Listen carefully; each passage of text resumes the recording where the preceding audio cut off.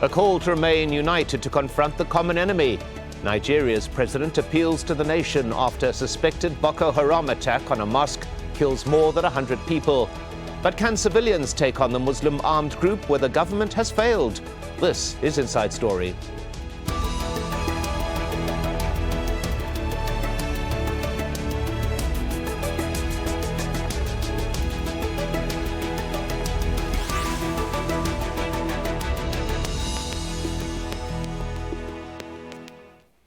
Hello and welcome to the program. I'm Mike Hanna. In a bloody campaign now into its sixth year, the Nigerian armed group Boko Haram has carried out attacks on churches and schools, on military bases and police stations and government buildings. The Muslim sect has also targeted mosques and what it sees as the Islamic establishment, and is being blamed for the latest such attack on the Grand Mosque in Kano, the biggest city in the mainly Muslim north. More than 100 worshippers were killed as they prayed, with hundreds more injured. Two suicide bombers blew themselves up while gunmen opened fire. The mosque is next to the palace of Kano's emir, Nigeria's second most senior Muslim cleric. Days earlier, he made a call from the Grand Mosque for civilians to take up arms against Boko Haram. President Goodluck Jonathan, a Christian from the south, promised to hunt down those responsible for the latest attack and urged Nigerians not to despair in this moment of great trial in our nation's history, but to remain united to confront the common enemy. Well, Boko Haram has caused havoc across northern Nigeria and controls an increasingly large area of territory. The group was founded in 2002, but began armed operations in 2009. Its aim is to establish an Islamic state and rid Nigeria of any Western influence. That includes things like voting and secular education. In July, the group declared its support for the Islamic State of Iraq and the Levant, or ISIL. Boko Haram caused international outrage when it abducted more than 200 schoolgirls in Nigeria. They've yet to be released. Well, let's bring in our guests for this Inside Story. Joining us from Abuja is Clement Nkwanko, Executive Director at the Policy and Legal Advocacy Center. And completing our panel from Washington, D.C. is Neil Akwete, an African policy analyst and researcher and former executive director of the human rights group Africa Action. Welcome to you both. Let's begin with Clement Nkwanko. Now, as we said, the group has been in existence for a period of time, conducting an armed campaign since 2009. Yet the Nigerian government appears unable to stop it. Why? I think there's been concern about the political will on the part of the government to take decisive action to bring this to an end. It is, of course, it started out as a ragtag group of insurgents who were political talks for some of the politicians that were seeking political power. And once the politicians seized power, they pushed them aside and killed their leader. And of course, that meant that the group became more violent. Certainly, the group has been very active, but the government has not shown the political will or established the military strength that is needed to bring this to an end. And for a lot of people, this is a major concern. Of course, there are even suggestions that the government itself may have some reason not to bring this to an end. This is not very clear, but certainly this is a ragtag army of insurgents that any decisive action on the part of the government with a well-equipped military could have been brought to a conclusion quite some time ago. Well, Neil Akwete, why do you think this inability or perhaps reluctance of the Nigerian government to end this insurrection? Based in Washington, my focus is on how the international community deals with Africa issues, particularly the United States. And I have to tell you that while I don't, I take the point that Clement is making about the weakness and the lack of political will in Nigeria. What I see here from Washington is an even less interest in the international community, because as you mentioned, 4 countries back in May after the Chibok girls were kidnapped, Israel, the United States, Great Britain, and France said they were going to help. And so far, we don't see any impact of their help. So I tend to think that the issue is pretty serious. The group may have started out as a ragtag, but they are doing things now in northern Nigeria that we are seeing with ISIL in northwest Iraq. And therefore, I think these groups are very difficult to control. My problem is with the international community that did not really take the issue seriously until May. And even since May, I am still of the opinion that they think that Boko Haram is less of a problem than ISIL. So I suppose you could say that Clement and I are looking at deficiencies on 2 sides of the equation. I think the international community has not taken the problem as seriously as it should. Well, let's pick up on that particular point, Clement and Nwanko, and from your viewpoint there. Now, the Nigerian ambassador to Washington, D.C. made very clear his anger at the lack of action, as he put it, by the U.S., particularly after the promises of surveillance drones, of sharing information, and he was in particularly made the point of the request for heavy weaponry has been turned down by the United States. Is there the feeling that the international community, and the U.S. in particular, has turned its back on Nigeria after having promised support? I don't think so. I think the international community would like to see political will on the part of the Nigerian government to tackle this problem. I think they would like to see a partner that they can work with. I'm not sure that we're given all of the ingredients of partnership that would enable the international community to commit to these as much as they should. I think that the international community is anxious to see commitment on the part of the Nigerian government to commit soldiers who are well motivated, who are well equipped, and who would not be abandoning arms that the international community would give to them were Boko Haram to attack. I think if we look at some of the reports coming from the battlefield, we see a lot of the soldiers not very well equipped, running away when they hear the sounds of the gunshots or bombs from Boko Haram. I think that if the Nigerian government was to up its game and commit more resources and show more political will, I do not see why the international community would hesitate to support the Nigerian government. Certainly, what we do have on ground is a very serious problem. It's a problem that goes beyond Nigeria, where Boko Haram to succeed to any serious extent in Nigeria, it would have wide-ranging repercussions across the West African and even Central African region. So this is a very serious international issue, not just a Nigerian issue. But as a Nigerian, I see what reports come from the field, and I would like to see this government commit more resources, show better political will to tackle this problem. And I have no doubt that the international community would show as much concern as the Nigerian government would if Nigerian government was to show that much concern. Well, I'm pleased to say that the 2 has become a 3, and I'm pleased to bring in Ali Musa from Birmingham, a researcher on war and conflict and a specialist on Boko Haram. Welcome to you, Ali Musa. We've been discussing what would appear to be a lack of political will by the Nigerian government to end the threat and take action against Boko Haram. What's your view? Well, I've argued a few times that the government appears not to be interested in dealing with the problem. As you can all see, the president on a number of occasions has shown lack of concern, even after bomb attacks that have claimed lives of scores of Nigerian citizens.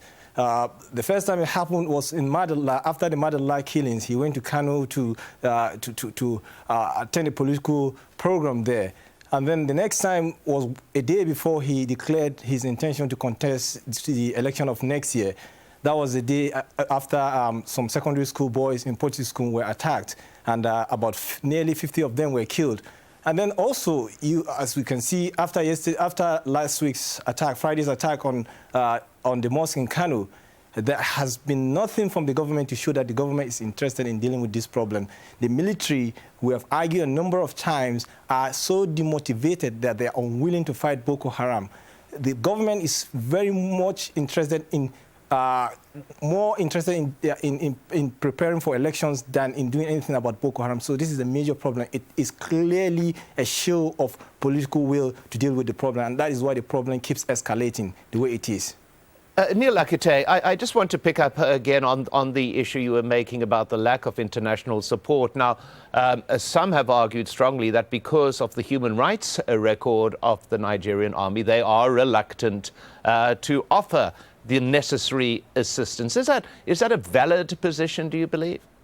Thanks again. It's a very valid position, and I'm personally grateful that you pointed out that the organization I used to run in Washington, Africa Action, is a human rights organization. Now I'm with a different group called the African Immigrants Caucus. But both of those organizations look at human rights issues. So yes, in many ways, we put pressure on the U.S. government and international bodies to say democracy and human rights are important. You should not support dictators. You should not support violent governments. You should not support military groups. The U.S. has a law that says that military units that abuse human rights cannot receive American aid. So that is true, and I would like my two partners to appreciate that. It is a very strong feeling so that the U.S. is not helping Nigeria to the extent that it otherwise would because of human rights abuses. But it's not just the U.S. government. It is other human rights organizations like mine. In fact, part of my frustration has been that many of the human rights groups here, they make it very clear. I am convinced that to them, the villain is not Boko Haram, but Nigerian military units that have been accused of human rights. I share that, but I think that it is prioritizing the whole problem wrongly, because my belief is Boko Haram is lawless, whereas the Nigerian army, at least on paper, are supposed to have a chain of command. You can train them better. You can prosecute those who abuse rights. But first, we must fight Boko Haram and bring them to heel. If they want to change Nigeria, let them change it through peaceful means, but they are a violent group, so it concerns me that people think that the problem is the Nigerian government and the Nigerian military. I think that is a misreading of the situation. The problem is Boko Haram. And if I may, Neil Akute, seriously. I want to go to Clement and Wanko on this, because it does appear to be a real dilemma. In 2009, the Nigerian army acted very strongly indeed in the north of the country when it basically executed, it was accused of Muhammad Yusuf, the then leader of Boko Haram, killed a number of Boko Haram leaders, and yet the units involved in that particular operation came under strong criticism from the outside community and indeed from the government itself. So it is very difficult for the military perhaps to be able to operate without being hamstrung. Your view? Well, certainly there would be casualties of war, and there would be instances where human rights violations would take place. But we make the point that the Nigerian government needs to understand the international language of human rights. Where the military violates human rights, and this happens all over the world, there must be some process of bringing those who violate human rights to account. And we don't see that happen. We don't see the Nigerian government indicate a readiness to bring to account soldiers who violate human rights.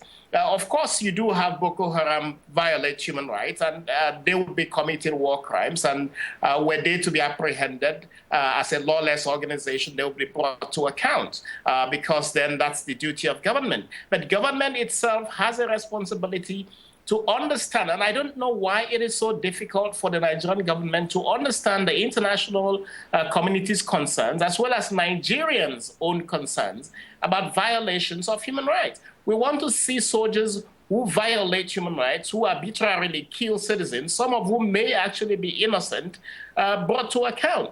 And the Nigerian government has not explained to Nigerians and the international community that there might be instances where there are abuses, but these are the steps, these are the measures we are taking to bring people to account where they violate human rights. I don't know why this is so difficult for the Nigerian government to understand. The concern as well with this is that citizens in these areas who ordinarily would work with the military to track down Boko Haram and end this insurgency are perhaps even more afraid of the Nigerian military than they are of Boko Haram. Well, let me go to Aliyu Musa with that particular point. The position there that the activities of some elements of the Nigerian military have actually alienated many members of the public who are essential if the problem of Boko Haram is to be addressed. Your view of that position? Well, I agree absolutely that the military have not acted well. But let me also take you back to what you mentioned about 2009, when the military actually suppressed that insurgency then. The military was disciplined in doing it at that point, up to a point where they arrested Mohammed Yusuf. It is a record that it was not the military that executed him, it was the police that executed him. But of course, the military was disciplined to have arrested him alive, made a video of him where he was made to make a statement about what he was doing. And then after that, they handed him over to the police, who then executed him. Of course, later video clips emerged showing that there were a lot of excesses. The military, since then, given the kind of civilian leadership has changed a lot, and there has been a lot of indiscipline in the military, whereby a number of young people have been arrested on a number of occasions in Maiduguri and other parts of the northeast, taken and put in prison and executed in cold blood, simply because they were either accused of having friends or relatives that had been involved with Boko Haram and so on. Of course, we all remember the case of Baga, a fishing community in Borno State that was attacked by the military. A number of innocent people were killed, and in the end, nothing has happened. The problem actually is with the civilian leadership, because they have the power, they have the authority to call the military to order, but they have not been doing that. And because nobody is taking anyone into account, nobody is making anyone to give an account of what they are doing. So the military take it for granted that they can kill innocent people, do whatever they want to do, and get away with it. And that is why today the action is even encouraging people to see Boko Haram more as friends than the military. If you remember, when some of the parts that have been taken and today converted into Boko Haram Caliphate were taken over, the insurgents said they wanted to make friends with people there, and the people should stop going away. They would treat them better. And that is a way of winning the people rather than the government doing the right thing. The people would now see Boko Haram more as friends. But the truth is, Boko Haram can never be friends to civilians or Nigerians, because they have been attacking people, killing people, destroying mosques, destroying churches. Anyone that does not subscribe to that ideology of theirs becomes a clear target. So the military have an option now to either come out and deal with this problem and, stop treating civilians as enemies, or go on killing civilians, and then civilians would begin to support Boko Haram. Clement Nwanka, I want to return to a point that you brought up a little bit earlier, the issue of elections, where the point was made, or the argument made, that the current president is focusing on those elections that are taking place in February rather than dealing with situations like this. And yet that activity in the north of Nigeria, in a way, is almost creeping towards secession, that you have the mainly Muslim north breaking away from the largely Christian south, and elections would be rendered less valid, would they not, if Boko Haram succeeds in what is its stated position to prevent an electoral process from taking place in many parts of the north. Your view? No, I don't see secession. I don't think that anybody in the Muslim North is seceding from Nigeria. What I do see is Boko Haram, which is a group of insurgents, seizing territory, hoisting flags, and defying and challenging the Nigerian government. I think that if the Nigerian government was to be serious about tackling the issues of insecurity, it needs to devote resources, and it's not just making budgets, because budgets are made, these monies are spent, they are not seen on the field, the soldiers are still ill-equipped, soldiers are receiving bullets counted into their fingers, or into the palms of their hands when they should actually be fully and well equipped. And I think this country has enough resources to provide for our soldiers to be motivated and to go into the field and bring this insurgency to an end very decisively. I think the challenge is that the president has been more concerned about seeking re-election and has put in political calculations into that re-election bid. And that political calculation perhaps even takes into account the fact that the area that is under insurgency may not vote, and that area is an area that is controlled by the opposition political party. That, for me, is a major political mistake, because were elections to be held and a winner was to emerge without votes from that part of the country, it would be an illegitimate government.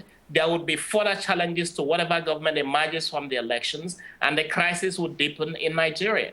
Well, Neil Akute, the cynics have said that this suits the current president to remove a large opposition force from the equation. And there has been the allegation that he is allowing this insurgency to continue because it will suit him politically in the elections. Your view of that extreme analysis? I don't share that view. I don't see how it is in a democratically elected president's interest to allow insurgency to spread. If anything, that is actually the key to a democratic government, that you solve the problems of the people so that they will elect you or re-elect you. So from Washington, it looks to me like if President Jonathan was really playing politics, this would be the time for him to go after Boko Haram very hard and show that he is making progress in solving the problem so that people can vote for him. Even if he is sure that he will not win majority in the north, he can win some if the people see the problem being solved. So I'm afraid, I do think that is an extreme conspiracy theory. I don't share it, and if I see evidence, those who charge it, if they provide evidence, I'll believe it. But as of now, it does not make much of sense to me. Well, Ali Musa, your comment on that particular strong argument that it would be politically sound, in fact, for the president to deal with this crisis and allow the flourishing of democracy in all of Nigeria, not just in the south. Your view? Absolutely, yes. It's actually in the interest of the president to go after Boko Haram now and bring that insurgency down. But it is clear that he's not doing that. Why is he not doing that? I've argued a number of times that it is a win-win situation for him. A win-win situation in the sense that if the insurgency continues and it escalates, he could declare a state of war in Nigeria. And if there is a state of war in Nigeria, if the president, for instance, comes and says we are in a state of war, then automatically it stops the country from holding election. It means he can elongate his stay in power. It is a win-win situation also for him if people from those free states, Borno, Yobe, and Adamawa State, are disenfranchised. It means a problem less for him because the mass of them are anyway going to vote for the opposition. So what it means is that if they are not part of the election, it means less problem for him. Of course, look at what happened to Kano today. If it goes on and Boko Haram decide that they would not let any election hold there, Kano is definitely going to the opposition. So it also means less problem for him. So it's still, of course, I mean, there's supposed to be more evidence to explain that the president, it is in the president's interest that he would allow the insurgency to escalate. But of course, it's clear that he's reaping political capital from it, from the way he's not doing anything seriously to deal with the problem. And it is emerging each day that he is, in fact, trying to gain political capital from it. Very, very quickly, Clement Nwanko, the wider issue as well. Boko Haram is not about Nigerian nationalism. Boko Haram is about, it states, the formation of a caliphate. It is, by its very existence, denying Nigerian nationalism and does pose a threat of creating a wider area to the north of Nigeria and in surrounding countries. Is that a real threat, do you believe? It is a real threat. Nigerians want one country. Nigerians know the benefit of having a large country as we have had before this insurgency. And we do believe that this president needs to take decisive action to bring the insurgency to an end. Well, at that particular point, my thanks to our guests. Aliyu Musa, Clement Nwanko, and Neil Akute. And why not add your voice to this discussion? You can post your comments at facebook.com/AJ Inside Story or contact us on Twitter. Our handle is @AJ Inside Story. I'm Mike Hanna. Thanks for watching and goodbye for now.